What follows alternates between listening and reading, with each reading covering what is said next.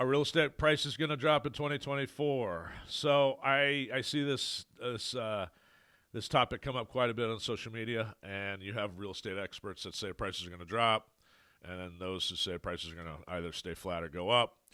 And obviously, it's pure speculation.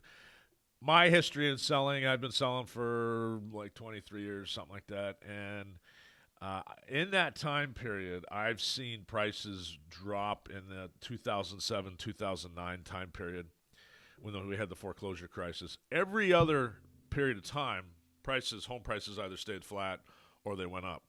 So what causes prices to drop?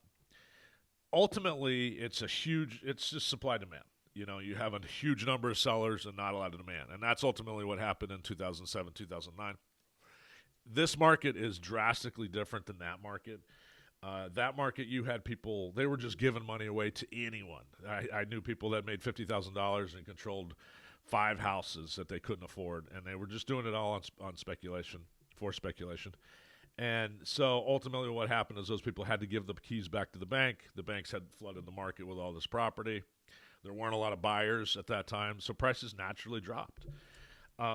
I don't think that's going to happen. My personal opinion, I don't think that's going to happen here. There's just too much equity in these houses. Everyone, if you look at the numbers, depending on who you talk to, 35-40% of the properties in this country do not have a mortgage.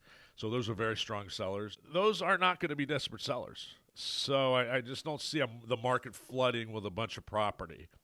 And that's really what it's going to take for prices to drop, in my opinion. If you look in our local market, Sarasota, Florida, November 2022 to November 2023, our median home price did not drop. Even though our interest rates went up, our median home price stayed the same at about a $500,000 for a single-family home.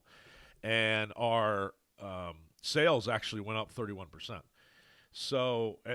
But our inventories did go up 60%. And that can be alarming to some people. And that did maybe pull back, prices maybe did pull back a little bit based on that. But we're still at a 4-month inventory. And a balanced market tends to be about 6 months, 6 months of inventory. That's a balanced market. We're going into election year. I think, there's a lot of talk about how they're going to keep interest rates. They're going to lower interest rates. So if interest rates do go down, it's going to be, I think it's going to be pretty difficult for prices to plummet.